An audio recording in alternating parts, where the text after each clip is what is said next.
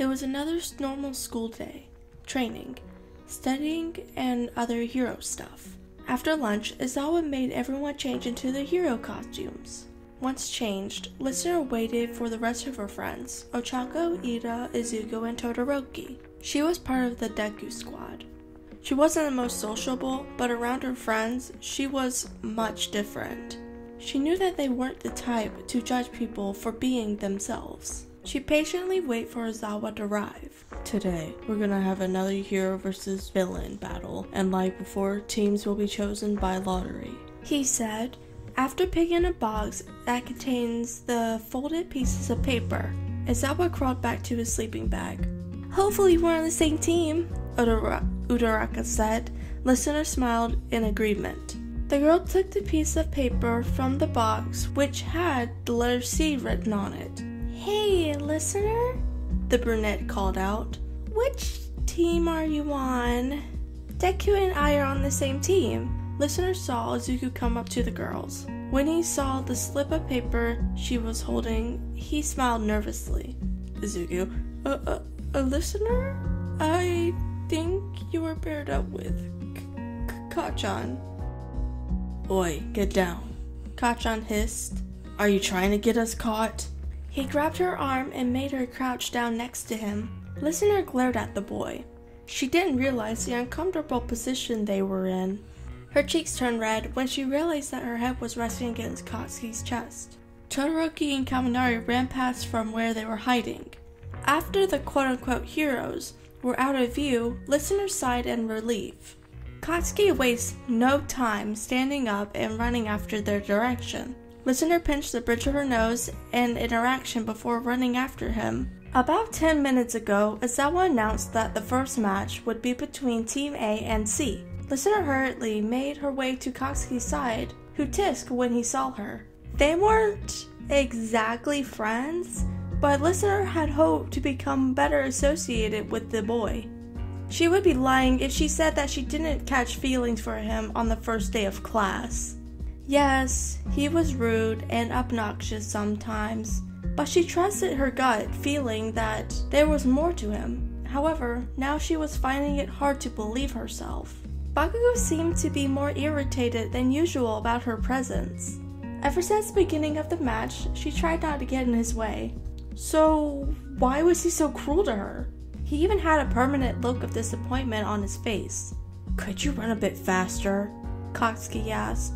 Well, maybe if you told me what you were gonna do, or actually discuss our moves like we were supposed to do as a team, then this wouldn't happen, Listener snapped. She was getting tired of his behavior. I don't need anyone to help me, especially not someone like you, he bellowed. Ouch, that hurt. I'm not gonna cry. I'm not going to cry. Not going to cry. She quickly wiped the tear that cast down her cheek with the back of her hand before Katsuki could see. She didn't have to because the boy had already vanished. God, this is stupid. Me crying because he said something hurtful. I should know better. This is his usual behavior, so why am I getting all worked up over this? We are on the middle of training, so isn't this what I should be focusing on right now? Her unstableness led Kaminari, who had shown up behind her, to catch her by surprise. He had released a small shock of electricity that stunned her, but it was not enough to do real damage. Listener tried to fight back with her hydrokinesis. She shot water towards the honey blonde. Her current state led her to be sloppy, but was proven unless Todoroki appeared and froze in the ground, pinning her in one place. He was about to land a final blow when Katsuki came out of nowhere. He shot his quirk at the dual-hair boy.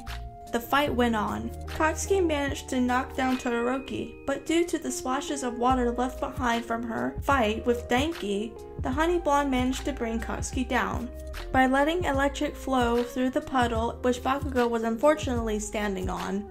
Izawa declared Team Heroes as the winner because both Listener and Katsuki were unable to move, and Denki was still stunned. This was officially one of the worst days ever. The fact that Bakugo yelled at her and they lost made Listener feel worse. Ochako tried to cheer her up, but the girl showed her a sad smile. She thanked her for her attempts, but told her she'd be fine and would like some time alone. Ochako complied to her request and watched her best friend walk out of the school. On the other hand, Bakugo was feeling much better earlier. He would be too blind not to see the look of despite which was on Listener's features. Kirishima offered some advice, but the blonde shoved him away. I screwed up. I should have not said those things. If only I weren't this nervous around her. The boy had a hard time admitting to himself that he had a crush on Listener, so when he found out that he was paired up with Listener, he freaked out. He wasn't used to new feelings. He wasn't very good at handling these things. His only solution was to act brutal and sadistic. Hey man, Kirishima said. How about we head over to that karaoke place? It would help you get your mind off this situation. The redhead figured out that Katsuki had a crush on Listener. Now after seeing everything from the screen, he figured out that things weren't looking too good for the two. Yeah, okay, whatever. This wasn't something he'd usually agree to. He wasn't much of a singer, but Bakugo wanted to erase his mind. Little did he know that someone was going to be there as well.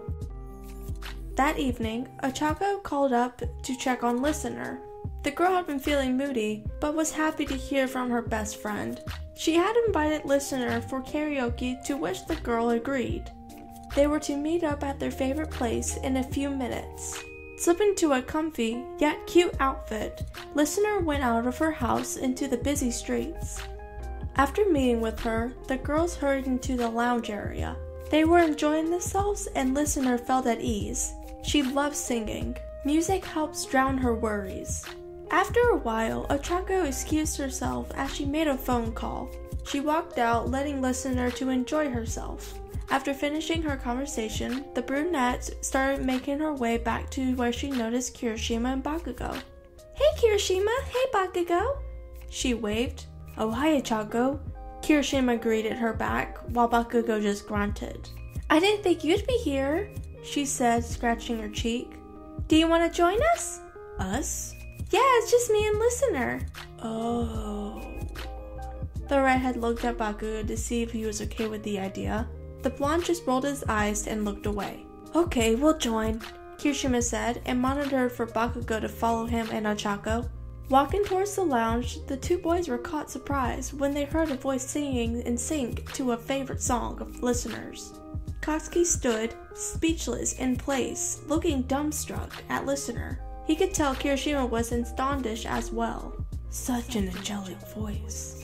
The song needed, and Listener looked at the two boys staring at her. She flushed a deep red, and filled with the hem of her top in a bashful manner. Listener, I didn't know you could sing so well! Kirishima exclaimed. Thank you, she said, smiling. She looked over at the ash blonde, who seemed to be blushing? Bright red dusted his cheeks as he averted his eyes. That was beautiful, he said. Thanks, she replied. For the rest of the evening, the two remained silent. Ochako and Kirishima had to bear with the awkward situation, and they were ready to leave.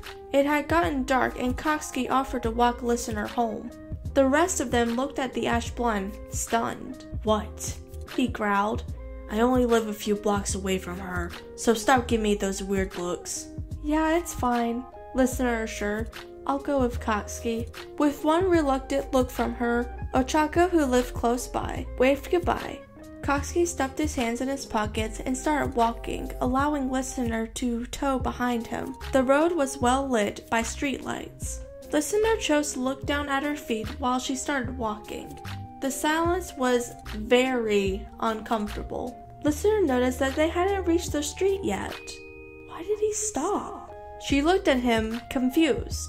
His stern features didn't break contact from her. Katsuki scratched the back of his neck with one hand. Look, he began. I'm sorry. I said something awful and I didn't realize how much it would have hurt you and... Hold up. Was the Katsuki Bakugo apologizing? Oh, this is so hard. he said, and ran a hand through his spiky hair in frustrated manner. All I'm trying to say is that I'm It's sorry. all right, listener said, and flashed him a small smile. This is so unlike him. Huh? Apology accepted. She was so kind that made Katsuki feel so bad. By the way, your singing wasn't half bad, he said, changing the topic. Half? Yes, only half, he said teasingly. The girl giggled, relieving that tension between them was gone. Oh, so I suppose you can do better? Oh yeah. She laughed at his almost naive behavior. What's so funny, dummy? Just the thought of you singing. She tried to poke fun at him. Shut up. They finally reached Listener's house. Well, I'll see you in school then, she said. Listener then stood up on her tippy toes and planted a kiss on his cheek. Katsuki's eyes widened and his cheeks flared red. The girl pulled back and waved goodbye before hurrying into her house. Bakugo took some time to process what happened. Unintentionally, he touched his cheek, brushing his fingers at where Listener kissed him. A smile found its way to his lips.